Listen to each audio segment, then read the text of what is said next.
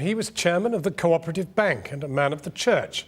But just days after telling MPs how on his watch the bank lost £700 million, the Reverend Paul Flowers was filmed buying and using drugs, including crystal meth, crack cocaine and ketamine. The Co-op says it is now looking into any inappropriate behaviour of the group. But the story has also raised serious questions about just how the Reverend Flowers, who's stunned MPs with his scant knowledge of the banking industry, was allowed to become chairman of a bank in the first place. Our business correspondent Siobhan Kennedy has this report. I think that's 300.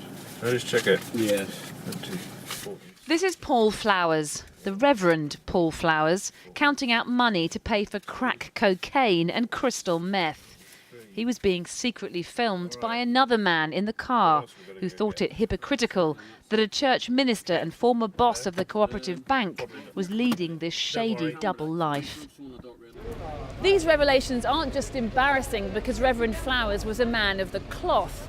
He was also chairman of this bank in the years running up to its near collapse. And that raises serious questions for the bank regulator.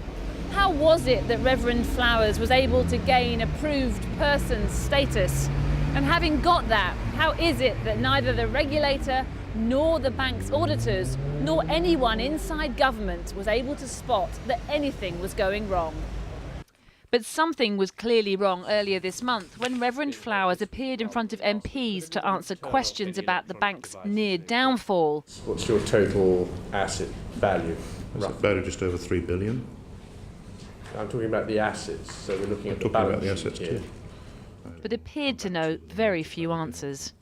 Your total assets in June 2013 are listed at about 47 billion, just to give you an idea.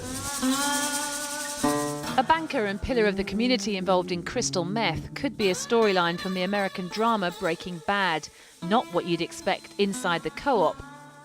Yet a day after his performance at the Commons, Flowers sent a text saying, "I was grilled by the Treasury Select Committee yesterday and afterwards came to Manchester to get wasted with friends." In another, he boasted of how he was snorting some good stuff. And last week, he said in a text, "I'm on Ket tonight." It's unclear whether the former chairman of the Co-op Bank did this one drugs deal or many that could have affected his performance over the years. Either way, MPs who questioned him were stunned.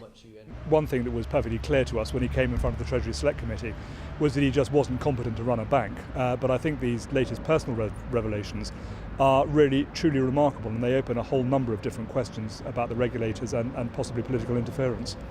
The regulator, the Financial Conduct Authority, approved Mr. Flowers' appointment as bank director in 2009. But it was clear to many inside the Co-op that he didn't have enough experience for the job. And then political interference. Senior government ministers, including Ed Balls, encouraged the Co-op to pursue its disastrous takeover of the Britannia that brought the bank to its knees. The Co-op also lent money to Labour, and Flowers himself was a member of the party and a special advisor to Ed Miliband, until tonight, when he was suspended for bringing the party into disrepute. He's brought his Methodist church in Bradford into disrepute too, where he was due to be giving yesterday morning's service. Needless to say, he didn't turn up. There's always quite a few people there on a Sunday morning. Yeah. And what was the mood like yesterday? Shock, really. But it was on our doorstep. Flowers wasn't at his house today, but has apologised and said he's seeking professional help. After the financial crash of 2008, the Co-op was held up as one of the leading lights on Britain's high streets. But now, 5 years on, its reputation too is in tatters.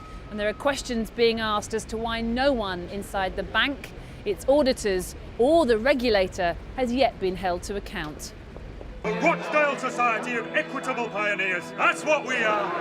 It's a far cry from the Co-op's foundation in 1844 as a movement more trustworthy and ethical than its rivals. Certainly those early pioneers would be spinning in their graves today.